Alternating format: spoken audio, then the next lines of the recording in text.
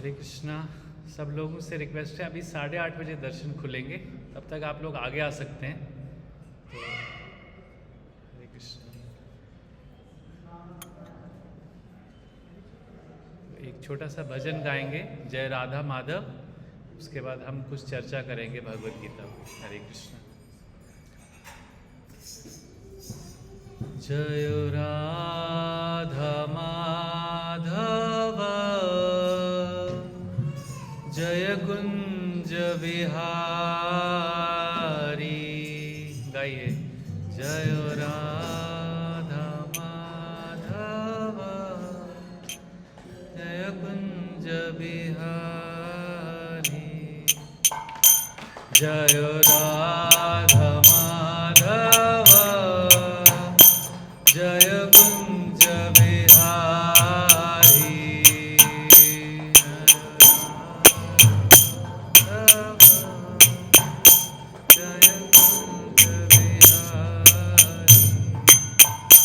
जय गोपी जन वल्लभ जय गिरिवरधारी।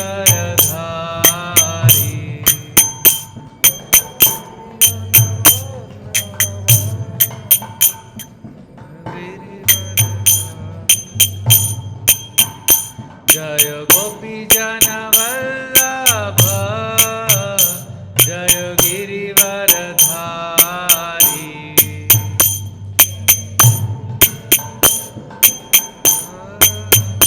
जय गिरिवरधारी। यशोदानंदन ब्रज जन रंजन।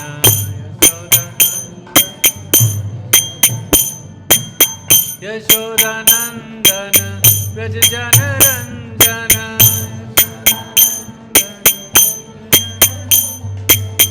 यशोदानंदन ब्रज जन रंजन।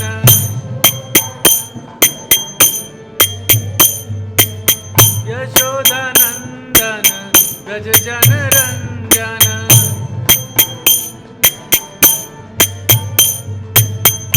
यमुना तीरा वनचारी।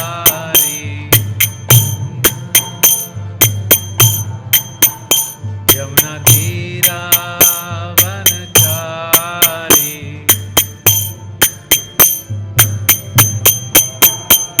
जय राधा माधव कुंज बिहारी।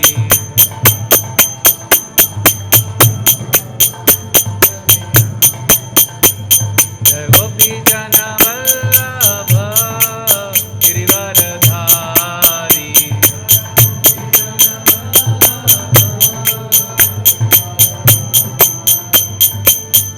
यशोदानंदन ब्रज जन रंजन।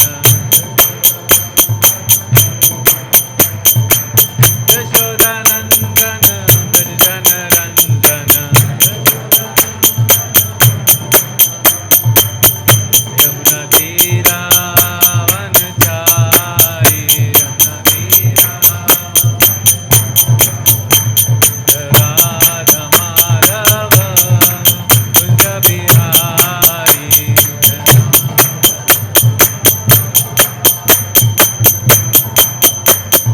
राधा माधव कुंज बिहारी।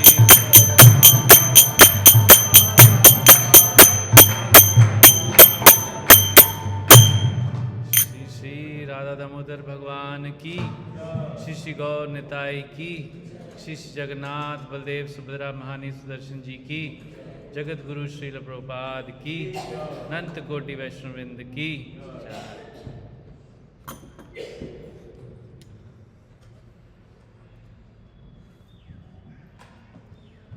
हरे कृष्णा। सबको मेरा प्रणाम। मेरा परम सौभाग्य है कि आज आप सब यहाँ आए हैं, जो कि भगवद गीता को सुनने के इच्छुक हैं, उसको समझने के लिए आप यहाँ आते हैं मंदिर में रेगुलर। और मेरे को आज हमारे मंदिर के जो अथॉरिटीज़ हैं उनसे सेवा मिला है कि भगवद गीता के एक 11वें अध्याय के दूसरे श्लोक पे आज हम चर्चा करेंगे। तो आप सबसे आशीर्वाद चाहता हूँ मैं कि हम कुछ उसको समझ पाएँ मिलके, और कुछ मैं कुछ बोल पाऊँ और आप कुछ समझ पाएँ, और भगवान की प्रसन्नता के लिए। तो आप में से किसने भगवत गीता पढ़ा है?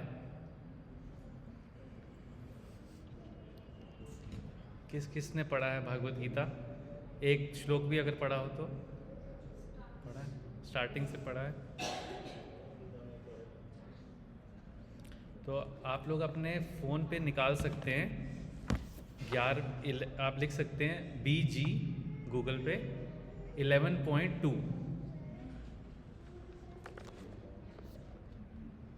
BG 11.2। बहुत ही सिंपल तरीके से आप उसको निकाल सकते हैं।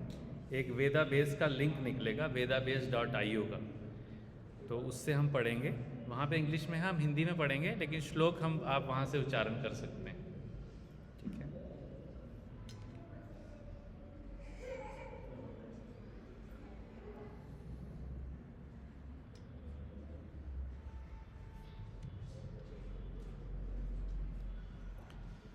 हरे कृष्णा।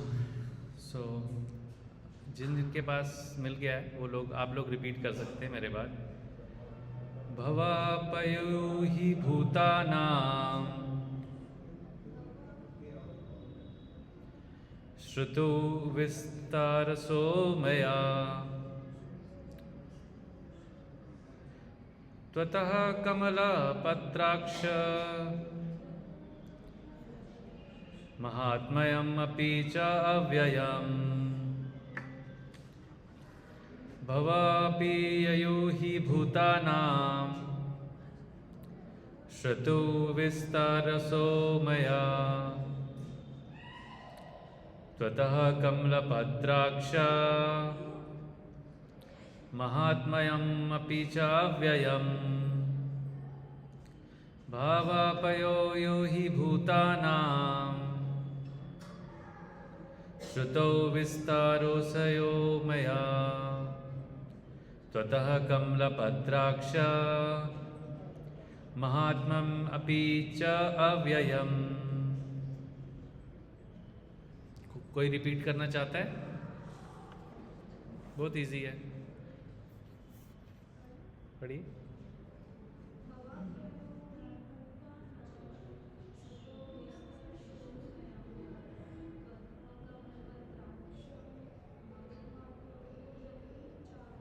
हरी बोल। है और कोई?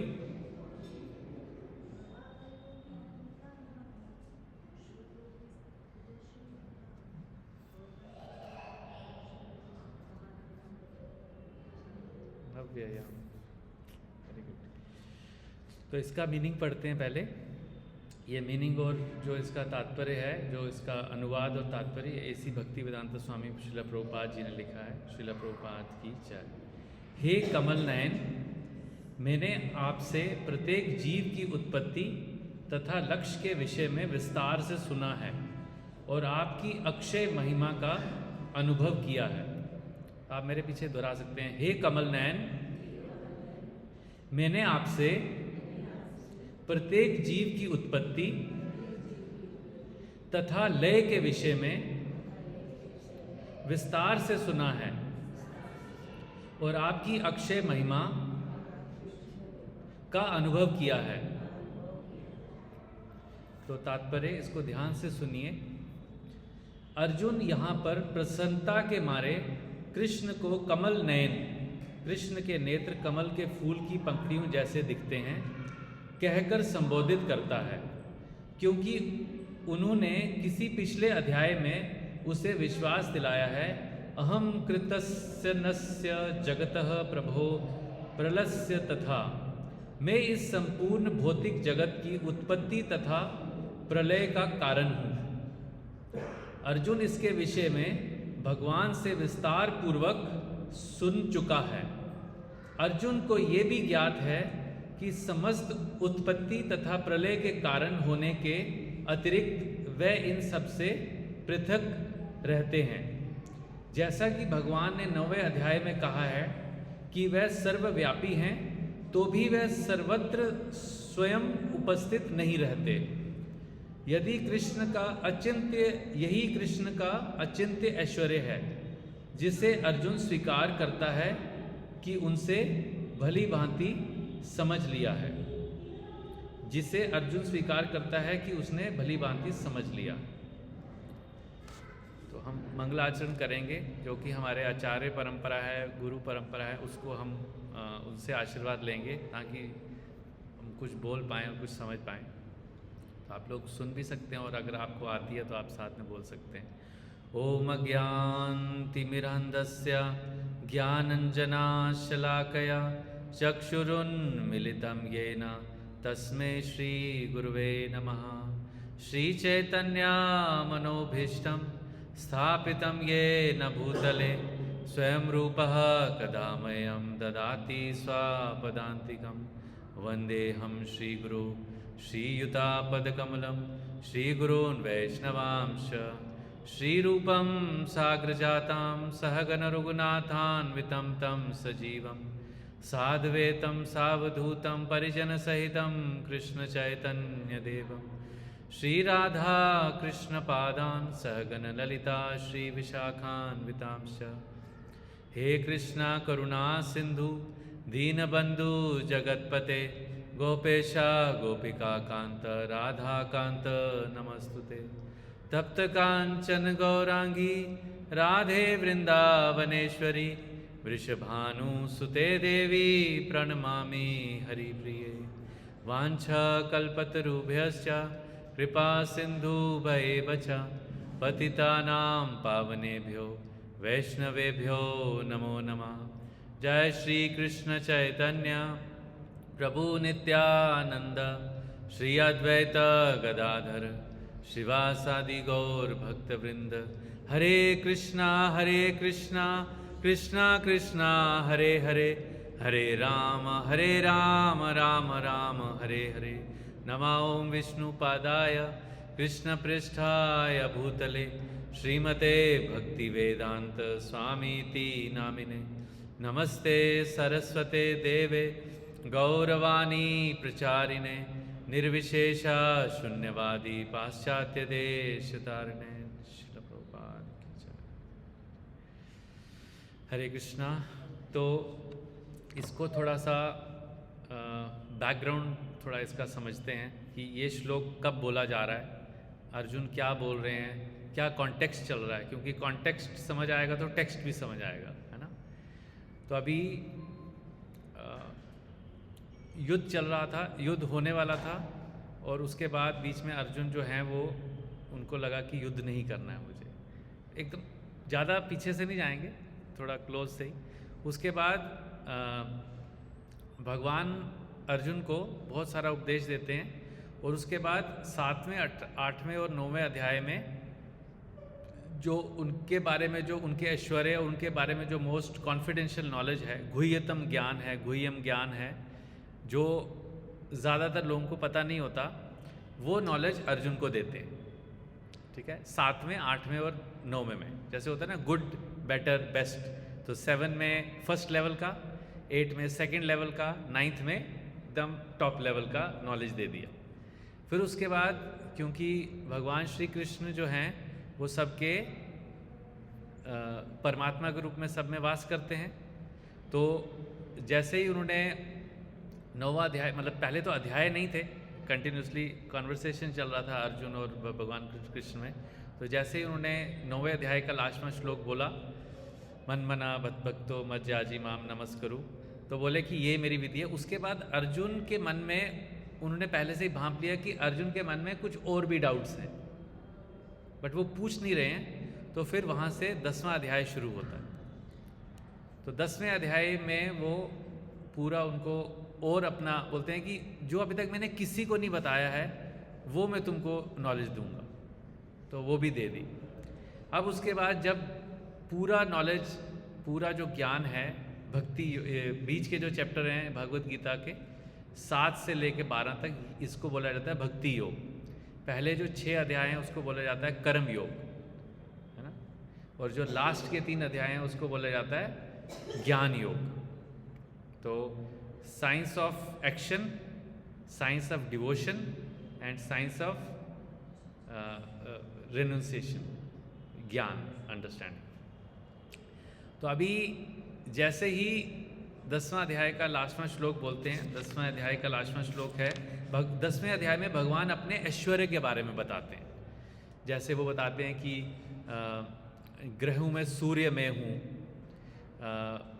हाथी में ऐरावत में हूँ, बहुत सारे अपने ऐश्वर्य बताते हैं, बहुत सारे कि मैं मतलब अगर तुम्हें मुझे देखना है तो तुम हर जगह मुझे देख सकते हो, मुझे अर्च विग्रह में भी देख सकते हो जहाँ मैं मूर्ति के रूप में होता हूँ, और हर चीज़ में मुझे देखते हो। जैसे बोलते हैं कि जो पानी का जो टेस्ट है वो मैं हूँ, अग्नि में जो गर्मी है वो मैं हूँ। तो हर चीज़ में ऐसा ऐसा बताते हैं कि कैसे कैसे तुम अपनी इन प्रोटीन की आंखों से मुझे देख सकते हो। तो वो पूरा 10वें अध्याय इसमें जाता है। उसके बाद जैसे ही 10वां अध्याय ख़त्म होता है तो उसमें लास्ट में अर्जुन को बताते हैं कि किंतु हे अर्जुन, ये इतने सारे जो मैंने तुमको अपने ऐश्वर्य बताए हैं, इतने सारे विशद ज्ञान की आवश्यकता क्या है? ये जो मैंने तुमको इतना कुछ बताया, इसकी आवश्यकता क्या है? मैं तो अपने एक अंश मात्र से, मतलब जस्ट एक माइन्यूट फ्रेगमेंट से संपूर्ण ब्रह्मांड में व्याप्त होकर इसको धारण करता हूँ। जितनी भी हम चीज़ें देख रहे हैं ना, जो भी एग्जिस्टिंग है वो भगवान की व्यवस्था से है, भगवान की सैंक्शन से। कोई भी ऐसी चीज़ नहीं हो सकती, कोई भी ऐसा एक्शन नहीं हो सकता जिसमें भगवान का सैंक्शन नहीं होता। जैसे ना स्टैंप लगती, इच्छा किसी की हो सकती है लेकिन वो इच्छा पूरी होगी या नहीं उसके लिए भगवान स्टैंप लगाते हैं। और हम देखते हैं कि भगवान परमात्मा रूप में हर जीव में है। हम अगर अभी यहाँ से पत्थर खोदेंगे तो अंदर जो चींटियाँ, बहुत सारे छोटे छोटे जीव निकलेंगे, उनमें भी परमात्मा रूप में भगवान है। ठीक है। उसके बाद जैसे ही यहाँ पर भगवान ये बोलते हैं, उसके बाद अर्जुन जो हैं उनको वो एकदम जैसे कहते हैं ना, हमने किसी ने हमारे साथ बहुत अच्छा किया तो हम we are very grateful to that person ना, हम लोग उसके प्रति अपना कृतज्ञता व्यक्त करते हैं। वी आर वेरी हैप्पी, बहुत प्रसन्न होते हैं और हम उसको थैंक यू करना चाहते हैं। तो यहाँ पर अर्जुन क्या करते हैं, जहाँ से ये 11वां अध्याय, पहले आज हमने 11वें अध्याय का दूसरा श्लोक पढ़ा, तो 11वें अध्याय के पहले श्लोक में वो बोलते हैं, अर्जुन ने कहा, आपने जिस अत्यंत गुह्यम आध्यात्मिक विषयों का मुझे दर्शन दिया है, मतलब आपने जो कॉन्फिडेंशियल नॉलेज मुझे बताई है, जो सब्जेक्ट मैटर मुझे एक्सप्लेन किए हैं, उससे सुनकर अब मेरा मोह दूर हो गया है। अब क्या हो गया, मेरे अंदर जो, मेरे माइंड में जो इल्यूजन था, जो मोह था, वो ख़त्म हो गया। तो यहाँ पर अर्जुन क्या कर रहे हैं कि भगवान को थैंक्स कर रहे हैं कि दूसरे अध्याय के 10वें श्लोक तक अर्जुन को बहुत सारे डाउट्स थे। ये मेरे परिवार वाले हैं, ये मेरे दादा हैं, ये मेरे मामा हैं, मेरे चाचा हैं, सारे मेरे आगे लड़ने के लिए खड़े हैं, मेरे को इनसे लड़ना नहीं है। और बहुत सारे तर्क वितर्क देते हैं। पहले अध्याय में बहुत सारे रीज़न देते हैं, 5-6 रीज़न देते हैं। उसके बाद उसको बहुत सारे रीजंस को अपने बताते हैं, ऐसा करूँगा तो पाप होगा, वो तो बहुत सारे तर्क वितर्क देते हैं। उसके बाद भगवान को शरणागत करते हैं, भगवान को बोलते हैं अब ये दोस्त, क्योंकि अर्जुन और भगवान कृष्ण दोस्त थे, तो बोलते हैं अब ये दोस्ती वोस्ती बंद करते हैं, अब थोड़ा सीरियस बात करते हैं, अभी बहुत हो गया दोस्ती वोस्ती।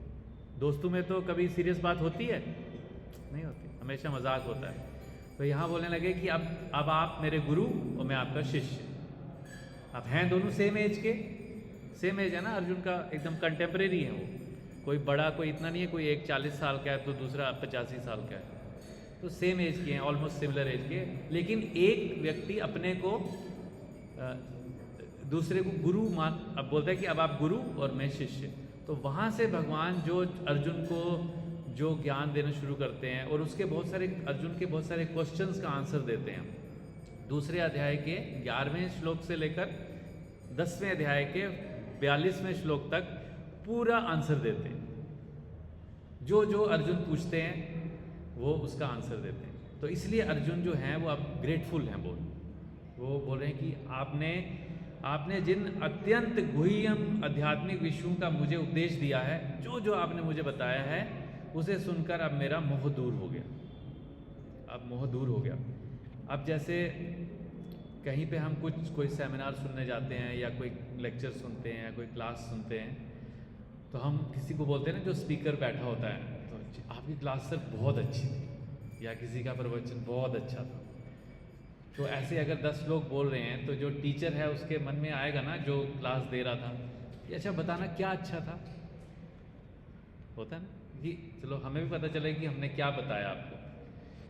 तो यहाँ पर तो जो हमने आज श्लोक पढ़ा, अब अर्जुन को पता है कि भगवान कृष्ण का भाव क्या है।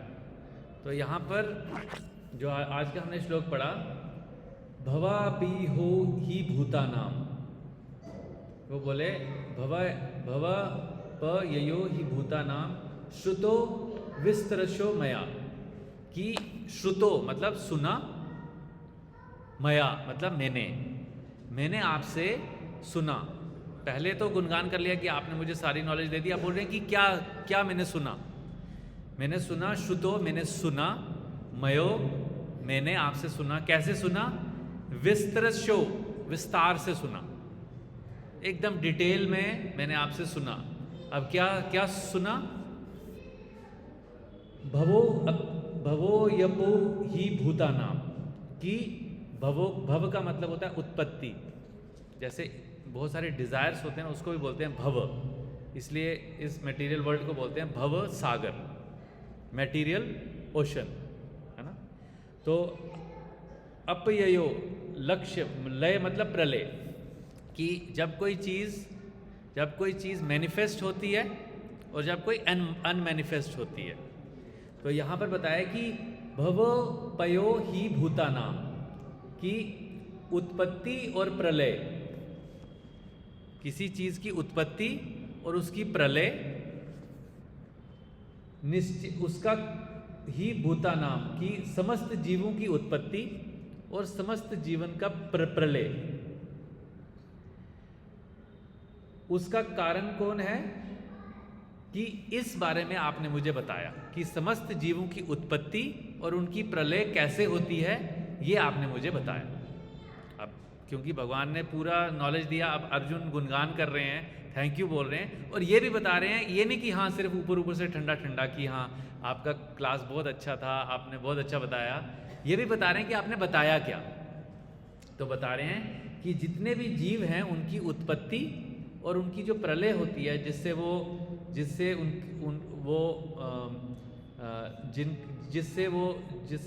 वो लय होते हैं, मतलब वो अनमैनिफेस्ट होते हैं, तो वो आपने मुझे बताया। ठीक है, और क्या बताया और कैसे बताया? विस्तार से, विश्रुतो मया, श्रुतो विश्रुतो, विस्तृतो विस्तार से बताया। आपने मुझे बहुत डिटेल में बताया कि जितने भी जीव हैं उनकी उत्पत्ति और उनका लय कैसे होता है। और ये कहाँ पर बताया? वो अब अगर हम देखें तो 7वें अध्याय के 6ठे श्लोक में, 7वें अध्याय के 6ठे श्लोक में, यहाँ प्रभुपाद जी परपोर्ट में लिखते हैं कि 7वें अध्याय के 6ठे श्लोक में अर्जुन को भगवान कृष्ण ने बताया था, सारे प्राणियों का उद्गम इन दोनों शक्तियों में है। इस जगत में जो भी कुछ भौतिक तथा आध्यात्मिक है, उसकी उत्पत्ति तथा प्रलय मुझे ही जानो। ये 7वें अध्याय में अर्जुन को भगवान कृष्ण ने बताया कि सारे प्राणियों का उद्गम कौन है? 2 शक्तियाँ। कौन सी? भगवान की 2 शक्तियाँ हैं, एक अंतरंगा शक्ति और एक बहिरंगा शक्ति, एक आध्यात्मिक शक्ति, एक भौतिक शक्ति, ऐसे समझ सकते हैं। वो बोलते हैं इन दोनों शक्तियों में सभी प्राणियों का उद्गम होता है। इस जगत में जो कुछ भी भौतिक तथा आध्यात्मिक है, उसकी उत्पत्ति तथा प्रलय मुझे ही जानो, मतलब मैं ही उत्पत्ति का और मैं ही प्रलय का कारण हूँ। फिर उसके बाद 9वें अध्याय के 4थे श्लोक में भगवान ने और अर्जुन को पहले ज्ञान दिया हुआ है कि ये संपूर्ण जगत मेरे अव्यक्त रूप द्वारा व्याप्त है, कि समस्त जीव मुझ में हैं किंतु मैं उनमें नहीं हूं। कैसे इसको समझ सकते हैं? भगवान हम में परमात्मा रूप में हैं, लेकिन हम भगवान में नहीं हैं, ऐसे समझ सकते हैं, है ना। उसके बाद जो हमने आज पढ़ा दूसरा 10वें अध्याय का 42वां श्लोक जो पढ़ा, किंतु हे अर्जुन इस सारे विशद ज्ञान की आवश्यकता क्या है? जितना मैंने तुम्हें अभी तक दूसरे अध्याय से 10वें अध्याय तक ज्ञान दिया, इसकी कोई ज़रूरत नहीं है, मुझे इतना एक्सप्लेन करने की ज़रूरत नहीं है। मैं तो अपने एक अंश मात्र से ही संपूर्ण ब्रह्मांड में व्याप्त होकर इसको धारण करता हूँ, और वो अंश मात्र है हमारे अंदर जो परमात्मा रूप में भगवान है, क्षीरोदक्षाई विष्णु का जो स्वरूप है अंदर, वो है। तो अब यहाँ पर ये सारी चीज़ें अर्जुन जो हैं वो भगवान को बता रहे हैं कि आपने इस तरीके से मुझे सब ज्ञान दिया, और फिर बोल रहे हैं त्वतः कमल पत्राक्ष। अब भगवान को ब्यूटीफाई कर रहे हैं, भगवान को ग्लोरीफाई कर रहे हैं। कैसे कि हे कमल नयन, क्या होता है? त्वतः कमल पत्राक्ष। तो भगवान के जो आंखें हैं, नयन हैं, वो कैसे हैं? जो ऐसे गुलाब, जो लोटस होता है ना, कमल के जो पंखुड़ी होती है, पत्ता होता है ऐसे गोल, फिर ऐसे साइड में, तो उनकी आंखें ऐसे साइड तक जाती हैं। तो वहाँ पर भगवान का गुणगान कर रहे हैं। कैसे? हे कमल नयन, त्वतः कमल पत्राक्ष। पत्राक्ष मतलब आंखें, पत्र मतलब कमल, पत्राक्ष, कमल के पत्ते जैसी आपकी आंखें हैं। और उसके बाद महात्मय अपि च अव्ययम, और आपने और क्या है? आपकी अक्षय महिमा का अनुभव भी किया है, और मैंने आपकी महिमा का भी गुणगान सुना। आपने मुझे जीवों की उत्पत्ति और उनके लय के बारे में बताया, और बहुत ही विस्तार से बताया, और आपकी अक्षय महिमा का भी मैंने अनुभव किया। ये सारा कुछ बता दिया। अब यहाँ पर हम देख सकते हैं कि यहाँ पर अर्जुन बता रहे हैं, जो पिछला वाला श्लोक था उसमें बता रहे हैं कि श्री राधा दामोदर भगवान की जय, श्री गौर निताई की जय, जगन्नाथ बलदेव सुभद्रा महानी सुदर्शन जी की जय, श्री प्रभुपाद की जय। तो यहाँ पर ये जो अध्याय है, 11वां अध्याय है, इसका शीर्षक है विराट रूप। अभी अर्जुन को सारी नॉलेज मिल गई, अर्जुन को समझ भी आ गया, अर्जुन ने एक्सेप्ट भी कर दिया, और भगवान का अपने टीचर का गुणगान भी कर दिया। अभी अर्जुन के मन में ये सवाल आया कि मुझे तो समझ आ गया, मैंने तो इस व्यक्ति को भगवान मान लिया है, भगवान जो कृष्ण हैं इनको मैंने भगवान मान लिया है, लेकिन बाकी लोग क्या पता इनको माने या ना माने। काफ़ी लोग हैं ना जो कि कृष्ण को भगवान नहीं मानते। तो उसके लिए अर्जुन ने भगवान को इस पर्टिकुलर, ये जो यहाँ से आगे बोला कि मैं तो आपका मित्र हूँ, तो मैं अगर आपको भगवान बोलूँगा तो लोग बोलेंगे कि आपस में दोनों मित्र हैं, एक मित्र ने दूसरे मित्र को भगवान बोल दिया, तो इसमें क्या बड़ी बात? तो लोग कैसे मानेंगे? तो बोला कि अपितु उन्हें प्रत्येक वस्तु, हाँ, तो अर्जुन आध्यात्मिक प्रबुद्ध हो चुका था और उसे प्रसन्नता है कि उसे कृष्ण जैसा मित्र मिला, किंतु अब वह ये सोचता है कि भले ही वह कृष्ण को हर एक वस्तु का कारण मान ले, किंतु दूसरे लोग नहीं मानेंगे। होता है ना, कभी हमें प्रूफ देना पड़ता है, कभी भगवान को भी कलयुग में आके प्रूफ देना पड़ता है अपना कि मैं भगवान, क्योंकि हमारी बुद्धि इतनी ऊपर के लेवल की है कि हम हर चीज़ को साइंटिफिक तरीके से देखने की कोशिश करते हैं, हर चीज़ का एक्सपेरिमेंट करके अगर उसका रिजल्ट हम आंखों से, अपनी 5 इंद्रियों से अनुभव कर पाएंगे तभी हम मानते हैं। तो इसीलिए क्योंकि हम अपनी आंखों से, अपने कानों से देख पाएँ, सुन पाएँ, इसलिए अर्जुन जो है वो हमारी अवस्था को समझ गए। तो उन्होंने बोला कि अतः इस अध्याय में वह सबों के लिए, अर्जुन जो है वो सबों के लिए कृष्ण की अलौकिकता स्थापित करने के लिए कृष्ण से प्रार्थना करते हैं कि वे अपना विराट रूप दिखाएं। तो ये अध्याय का शीर्षक है विराट रूप। तो विराट रूप दिखाने का भगवान कृष्ण का कोई अपना मर्जी नहीं था। भगवान का जो भक्त हैं अर्जुन, जो उनके मित्र हैं और जो उनके भक्त हैं और अब उनके शिष्य हैं, उनकी इच्छा के कारण भगवान ने विराट रूप दिखाया। क्योंकि अर्जुन चाहते थे कि अगर भगवान विराट रूप दिखाएंगे तो आगे, आजकल के युग में, आज से भी करोड़ों आगे लाखों साल बाद में भी अगर कोई अपने को भगवान बोलने लगेगा तो लोग उसको बोल सकते हैं, ठीक है आप भगवान हो चलो अपना विराट रूप दिखाओ, दिखाओ अपना विराट रूप। तो अगर आप विराट रूप नहीं दिखा सकते तो आप भगवान नहीं हैं। तो ये कारण था कि इसके अगले जो श्लोक हैं जो आप कल और जो रेगुलर यहाँ पर होती हैं गीता का, ये शाम को क्लासेस होती हैं, तो आप उसमें आके वो सुन सकते हैं कि भगवान ने विराट रूप कैसे कैसे दिखाया और अर्जुन को आगे उन्होंने क्या आंसर दिया। उसके बाद यहाँ बताते हैं कि वस्तुतः जब कोई अर्जुन की तरह कृष्ण को विराट रूप का दर्शन करता है तो वह डर जाता है। अब भगवान का विराट रूप कैसा है इसमें वर्णन आता है, आगे आप इसको पढ़ेंगे, अपने घर में भी पढ़ सकते हैं कि विराट है मतलब बहुत ही भव्य रूप है।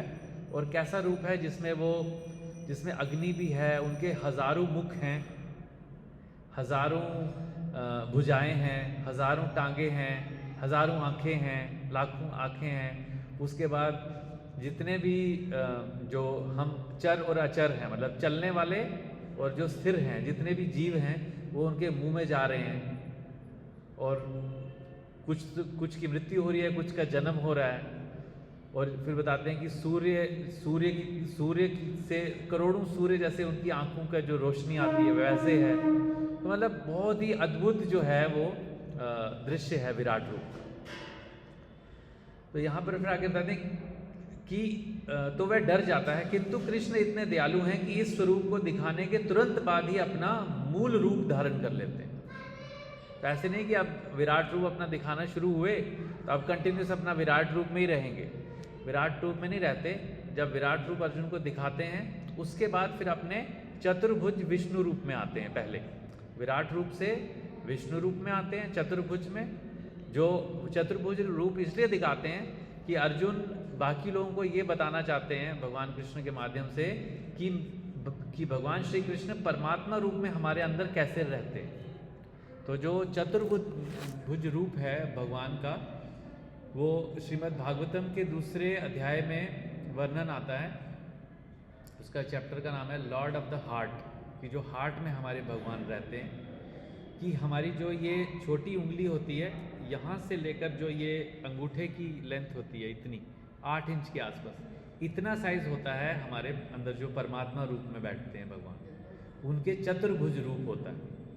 तो क्या क्या होता है उनके हाथ में? शंख चक्र गदा पद्म। तो ऐसे हमारे हार्ट जो है ना हृदय, वहाँ पे भगवान जो है वो क्षीरोदक्षाई विष्णु के रूप में बैठते हैं। और वो हर एक के इंडिविजुअल परमात्मा है।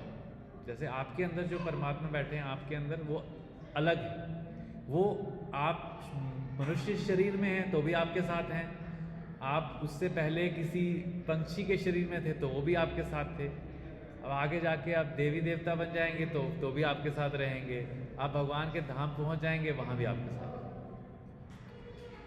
तो इस तरीके से वहाँ पर पहले विराट रूप से भगवान फिर अपना चतुर्भुज रूप दिखाते हैं। फिर उसके बाद चतुर्भुज रूप भी जो है वो जो भक्त है ना भगवान के, उनको सिर्फ भगवान का एक ही रूप पसंद आता है। कौन सा? त्रिभंग रूप। ये जो श्री राधा दामोदर जी का जैसे त्रिभंग रूप है ना, जो मनुष्य रूप जैसे है, बंसी वाला रूप, तो फिर वो क्या करते हैं चतुर्भुज से अपने 2 हाथ वाले रूप में वापस आते हैं। तो इस तरीके से ये पूरा जो अध्याय है जो आगे आप इसको पढ़ेंगे तो ये भगवान का विराट रूप के बारे में इसमें अर्जुन आगे भगवान से रिक्वेस्ट करेंगे कि आप अपना विराट रूप दिखाए।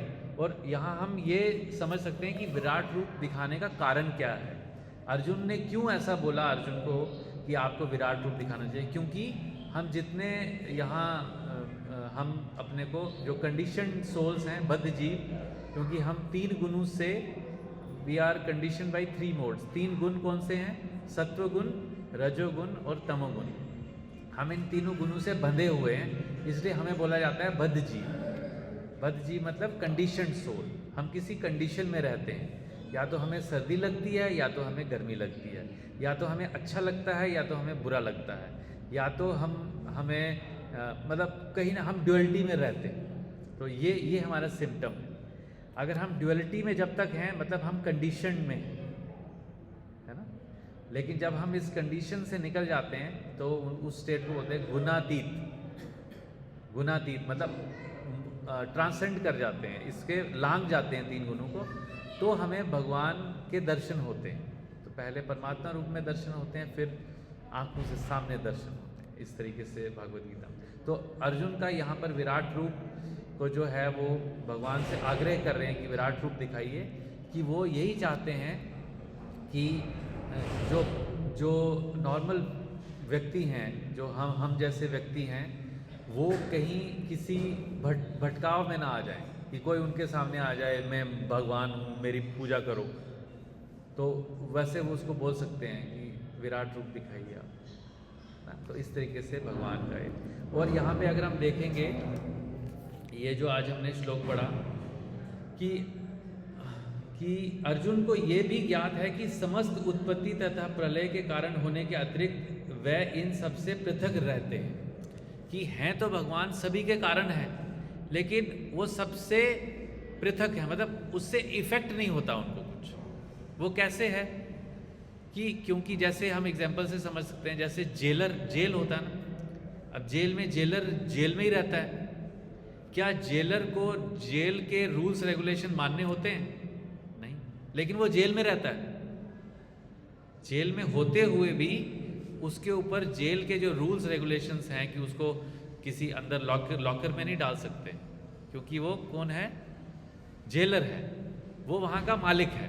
तो ऐसे ही भगवान जो है वो पूरी सृष्टि, पूरे ब्रह्मांड, अनंत कोटि ब्रह्मांड के मालिक हैं, सृष्टि के सृजन करता है, तो इसलिए उनके ऊपर रूल्स रेगुलेशंस अप्लाई नहीं होते, क्योंकि वो रूल रेगुलेशन बनाने वाले हैं। तो भागवत में आता है धर्मस्तु साक्षात भगवत प्रणीतम, कि धर्म क्या है? भगवान के बनाए हुए जो रूल्स एंड रेगुलेशंस हैं उसको बोला जाता है धर्म। उसके अलावा कोई और डेफिनेशन नहीं है धर्म की। भगवान ने जो रूल्स रेगुलेशन बनाए हैं वो धर्म है, और जो अपने को धार्मिक बोलता है उसको ये टटोल लेना चाहिए कि मैं भगवान के बताए हुए रूल रेगुलेशन फॉलो करता हूँ या नहीं, तभी वो अपने को धार्मिक या अधार्मिक बता सकता है। तो मतलब ये धर्म वाला टॉपिक अलग है, but it's a very deep topic. उसके बाद यहाँ पर लिखा गया है कि जैसा कि भगवान ने 9वें अध्याय में कहा है कि वह सर्वव्यापी है। सर्वव्यापी कैसे हैं? क्योंकि वो हर कण कण में है, हर जीव के अंदर परमात्मा रूप में है, और तो भी सर्वत्र स्वयं उपस्थित नहीं रहते। अब आप बोलेंगे, कुछ लोग ऐसा बोलते हैं कि क्योंकि भगवान जो है वो परमात्मा रूप में सब में आ गए, तो भगवान का अस्तित्व ही खत्म हो गया। जैसे एग्जाम्पल देते हैं कुछ लोग, जैसे एक पेपर है ना, ये एक पेपर है, ठीक है, मान लो ये भगवान है, तो अगर इस पेपर के मैंने छोटे छोटे टुकड़े कर दिए, बहुत छोटे छोटे टुकड़े कर दिए, तो क्या ये पेपर रहा? नहीं रहा। तो कुछ लोग ऐसे ही उदाहरण दे के बताते हैं कि जैसे ये कागज़ का टुकड़ा, मैंने इसको छोटे छोटे पीस कर दिए, अब ये कागज़ जो बड़ा कागज़ था वो तो रहा नहीं, लेकिन भगवान ये मटेरियल चीज़ से बने नहीं है, भगवान मैटर नहीं है, भगवान स्पिरिट है, सच्चित आनंद से बने हैं। तो भगवान is absolute, Krishna is absolute. तो अगर तो कृष्णा का कैसा है, हम इसको मैथमेटिक्स से कैसे, 1 + 1 = 1, 1 - 1 = 1, नहीं समझ आ रहा ना? ऐसे हैं भगवान कृष्ण, एब्सोल्यूट बोलते हैं ना, मॉड, याद आ रहा है ना, स्कूल में पढ़ा मॉड 1 + 1 = 1, 1 - 1 = 1, बुद्धि से समझ नहीं सकते। This is how Krishna is, he is absolute. तो वो अगर वो अपने को हजारों करोड़ों अरबों जीवात्माओं में परमात्मा रूप में अपने को व्याप्त कर लेते हैं, लेकिन फिर भी वो भगवान कृष्ण के रूप में हमेशा गोलोक वृंदावन में रहते हैं। ये जिसको समझ आ जाता है उसको उसका जीवन सफल हो जाता है। लेकिन किसी को ये लगता है कि नहीं, भगवान तो सबके हृदय में आ गए, तो भगवान तो रहे ही नहीं। तो ये विचार जो है ये उच्च विचार नहीं, ये सही विचार नहीं। तो उसके बाद लास्ट में बताते हैं यही कृष्ण का अचिंत्य ऐश्वर्य है। ये भगवान का एक ऐश्वर्य है कि जिससे वो हर जगह भी हैं और हर जगह नहीं भी हैं। परमात्मा रूप में हर जगह हैं, लेकिन भगवान रूप में हर जगह नहीं है। तो भगवान क्या अपना विस्तार करते हैं, मतलब हर कण कण में वो हैं। तो जब ये अर्जुन को जब ज्ञान मिला, तो अर्जुन, यहाँ क्या लिखा हुआ है कि अर्जुन यहाँ पर प्रसन्नता के मारे कृष्ण को कमल नयन कहकर संबोधित करते हैं, क्योंकि वो इतने खुश हो गए, इतना आनंद आ गया उनको। जब भगवान ने उनको पूरा उपदेश दिया ना, वो बहुत आनंद में आ गया, इतना अच्छा आपने मुझे बता दिया, अब मेरा क्लियर हो गया माइंड। जितना अंदर डर्ट था ना, जितना एंटीवायरस वगैरह थे, आपने एकदम एंटीवायरस लगाया साइमेंटेक का और पूरा क्लीन हो गया मेरा, फुल स्कैन कर दिया मेरा और पूरा क्लीन हो गया। तो इस तरीके से वो बोलते हैं कि उन्होंने पिछले अध्यायों में उसे विश्वास दिलाया था। तो भगवान को हम ये देखते हैं कि हम ये देखते हैं ना कि मिरेकल्स, कुछ लोग मिरेकल करते हैं तो हम उनको भगवान मानने लगते हैं। अगर आप सिर्फ अपनी कॉमन सेंस लगाएं, सिर्फ कॉमन सेंस, कोई स्पिरिचुअल नॉलेज, कोई मटेरियल नॉलेज, कोई साइंस, कोई एक्सपेरिमेंट, कुछ नहीं, सिर्फ कॉमन सेंस, तो हम देखेंगे कि हमारे सामने हर वक्त मिरेकल्स हो रहे हैं। आप में से कोई एग्जांपल बताएगा कि मिरेकल्स हो रहे हैं, अभी भी हो रहे हैं।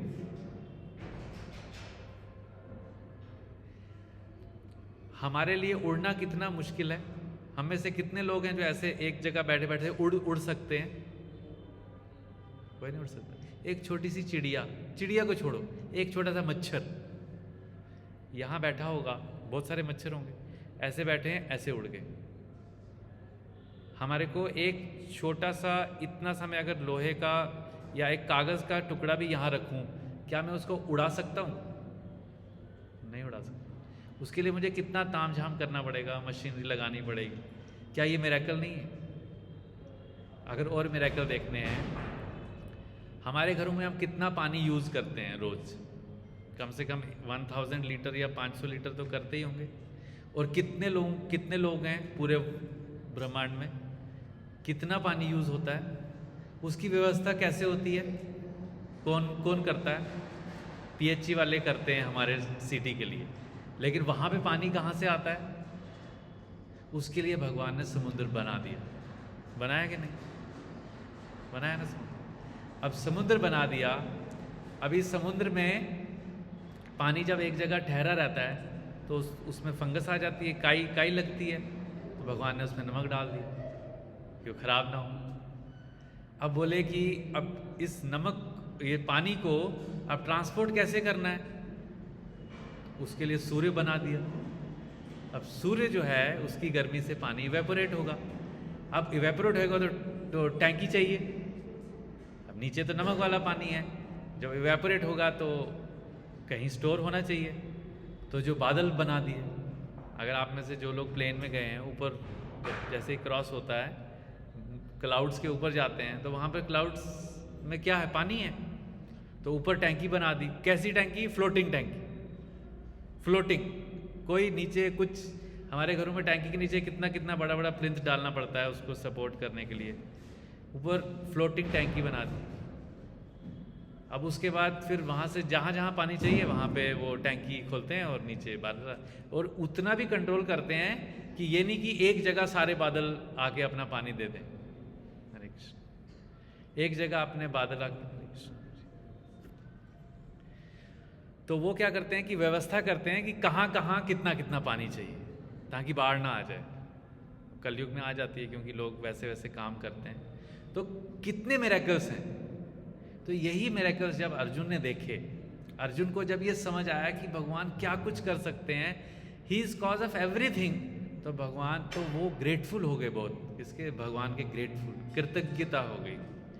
तो हम जब भगवत गीता पढ़ते हैं, जब हम भगवत गीता को पढ़ लें, यहाँ भगवत गीता को समझने की कोशिश कर रहे हैं, तो अगर हमारे अंदर ये भाव नहीं आ रहा है ना, हमारे अंदर, हमें को एक तो अंडरस्टैंडिंग आनी चाहिए।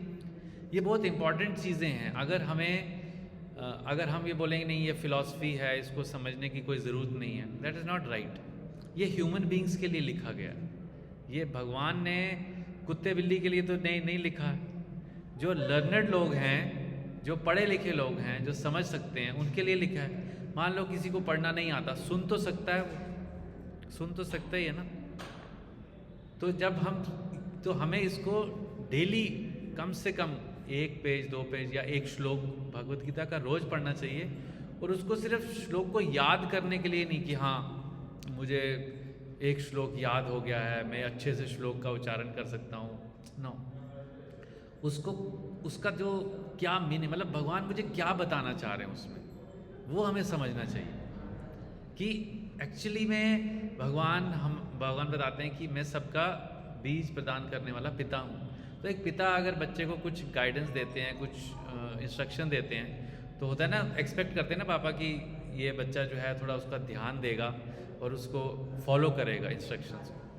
तो इस तरीके से ही भगवान जब यहाँ अर्जुन को उपदेश दे रहे हैं, तो Arjun as a very good student, very good friend, very good student, उनको बहुत प्रसन्नता हो रही है कि हाँ यस, मेरे जो गुरु हैं मेरे भगवान कृष्ण, क्योंकि उनको गुरु माना, उन्होंने मुझे बहुत अच्छा इंस्ट्रक्शन दी। तो इस तरीके से हम अब आगे जब आप इसको कंटिन्यूसली आएंगे, कल रेगुलर आएंगे, इसको अगर आप सुनेंगे आगे, और आप घर में पढ़ भी सकते हैं। हमने 11.2 तक पढ़ा है, आप 11.3, 4, 5, 6 ऐसे कंटिन्यू पढ़ सकते हैं। और आपको लगेगा कि हाँ, कि ये चीज़ें जब हम इसको समझते हैं, इसको पढ़ते हैं, समझते हैं और अपनी लाइफ में अप्लाई करते हैं, तो हमारे लाइफ में ट्रांसफॉर्मेशन आता है। चेंज नहीं आता, चेंज कुछ छोटा सा होता है, चेंज हमारी लाइफ ट्रांसफॉर्म होती है। हमने यहाँ इसी टेम्पल में या बहुत सारे, अगर आप वर्ल्ड में देखोगे कि मतलब ऐसे ऐसे लोग हैं जिनका लाइफ ट्रांसफॉर्म हो चुका है सिर्फ भगवत गीता पढ़ने से। एक प्रभु जी हैं, वो रशिया से हैं, उनका नाम है पात्री प्रभु। वो रशियन आर्मी में थे, यूक्रेन रशिया वहाँ की आर्मी में थे। और वहाँ पर कोई बुक डिस्ट्रीब्यूटर गए और उन्होंने बोला कि ये सोल्जर्स के लिए बुक है तो सोल्जर्स के लिए। Arjun was like a warrior soldier, तो उन्होंने बोला yes I am a soldier, give me this book. तो जब उन्होंने बुक ली, उसके बाद उन्होंने वो बुक पढ़ी, उसके बाद उन्होंने रशियन आर्मी, अब उनको पता चल गया कि मेरी रियल ड्यूटी क्या है, ही अंडरस्टूड द मैसेज। उसके बाद आज की डेट में वो उनको 8 से 10 भाषाएं आती हैं। He is from Russia. जब वो इंडिया में आते हैं तो हिंदी में लेक्चर देते हैं, यूएस में जाते हैं या वेस्टर्न कंट्रीज में आते हैं तो इंग्लिश में करते हैं, नेपाल में जाते हैं तो नेपाली में देते हैं, बांग्लादेश में जाते हैं तो बांग्ला में लेक्चर देते हैं, रशिया में जाते हैं तो रशियन में लेक्चर देते हैं। तो he is living the life of Bhagavad Gita. तो ऐसे एक नहीं, बहुत सारे डिवोटीज़ हैं, बहुत सारे लोग हैं जिन्होंने जो भगवद गीता को प्रैक्टिकली अप्लाई कर रहे हैं लाइफ में, they are living Bhagavad Gita. तो this is the purpose of Bhagwan Krishna का हमें उपदेश देने का पर्पज़ ही यही है, so that we take his instruction, हम उनके उपदेश लें और उसको लाइफ में अप्लाई करें। That's the purpose of Bhagavad. और हम खासकर ये जो हमारा अभी प्रेजेंट टाइम चल रहा है, तो हमारे को भगवान ने ये इंस्ट्रक्शन तो 4,000-5,000 ईयर्स पहले दे दी, लेकिन उसके बाद बोल दिया ये इंस्ट्रक्शंस तो आज से 5,000 ईयर्स पहले दिया ना भगवद गीता का, जब कुरुक्षेत्र का युद्ध हुआ, लेकिन अभी हम सब लोग भूल गए। तो फिर भगवान जो हैं वो चैतन्य महाप्रभु के रूप में उन्होंने दोबारा अवतार लिया। जो यहाँ हाथ खड़े करके बैठे हैं ना, देखिए दोनों हाथ खड़े किए, वो कौन है? वो भगवान कृष्ण ही हैं, लेकिन वो राधा रानी के भाव में है। राधा रानी जो हैं वो भगवान की सबसे श्रेष्ठ भक्त हैं, क्योंकि उनसे ज़्यादा प्रेम भगवान को कोई नहीं करता। That's why she is the highest, she is the top most devotee. और उनका भाव लेके भगवान आते हैं चैतन्य महाप्रभु के रूप में और बोलते हैं कि ठीक है, आपको भगवद गीता पढ़ने का समझ नहीं आ रहा, ओके, आपको भगवद गीता समझ नहीं आ रही या टाइम नहीं मिल रहा है, ठीक है, हमें ये पढ़नी चाहिए, बट कभी कभी अगर हमें टाइम नहीं मिल रहा है, तो उन्होंने बोला कि अगर आप सिर्फ मेरा नाम लोगे, अगर आप कृष्ण का नाम लोगे, तो भी आपको भगवद गीता समझ आ जाएगी। तो बहुत ही सिंपल सा उन्होंने फॉर्मूला बताया कि आपको सिर्फ हरे कृष्ण महामंत्र का जाप करना है। Simple, very very simple. कैसे? हरे कृष्णा कृष्णा कृष्णा हरे हरे, हरे राम राम राम हरे हरे। इसमें तो किसी नॉलेज की ज़रूरत नहीं है। किसी को अगर लिखना भी नहीं आता तो बोल तो सकता ही है ना। इसको काउंट करके कम से कम 1 माला का जप करना है। मतलब आप स्टार्ट कर सकते हैं 1 से। हमारे यहाँ पर जितने भी डिवोटीज़ हैं इस्कॉन में, at some point of time हम लोग 16 राउंड्स कम से कम करते हैं। 16 राउंड्स मतलब 108 माला में 108 मन के होते हैं, तो ऐसे 108 मतलब 1 माला, और ऐसे इंटू 16, तो 1700 समथिंग टाइम्स हम हरे कृष्ण महामंत्र का जप करते हैं। ये बहुत ही सिंपल प्रोसेस है, और इसको जब हम करते हैं तो हमारे अंदर जो अवगुण है ना, क्योंकि जब हम भगवत गीता फर्स्ट टाइम पढ़ते हैं ना, तो हमें भगवत गीता समझ नहीं आती। हम जितनी बार भगवत गीता पढ़ते हैं हमें अलग अंडरस्टैंडिंग आती है, क्योंकि हमारा, और जब हम साथ में चैंटिंग कर रहे होते हैं, नाम जप कर रहे होते हैं, तो हमारे अंदर में जो अवगुण हैं वो धीरे धीरे, जो डर्ट है हार्ट में, जो कवरिंग है वो क्लीन होती रहती है धीरे धीरे धीरे धीरे।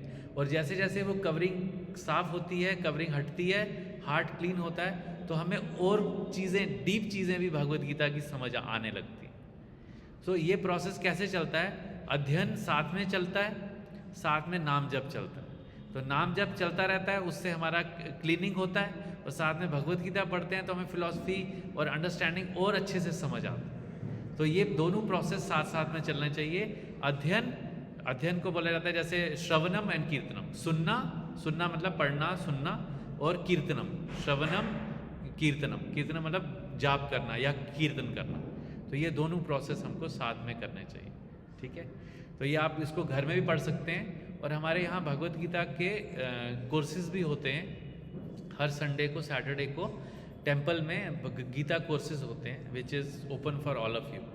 तो आप लोग उसके लिए रजिस्टर भी कर सकते हैं। अगर आप में से कोई नाम दे देना चाहता है तो यहाँ पर नाम भी दे सकते हैं। तो आपको मंदिर से फ़ोन आ जाएगा, वो आपको इनवाइट करेंगे, और उसमें जैसे भगवत गीता के ऊपर जैसे 1-2 वर्सेस या पूरा चैप्टर वाइज होता है, और उसके बाद आप सबके लिए लंच जो भी होगा, लंच या डिनर का वहीं होता है, तो वो आप अटेंड कर सकते हैं। वीकेंड्स पे होता है, so that we all are working, वो फ्री होता है सबके लिए, ठीक है।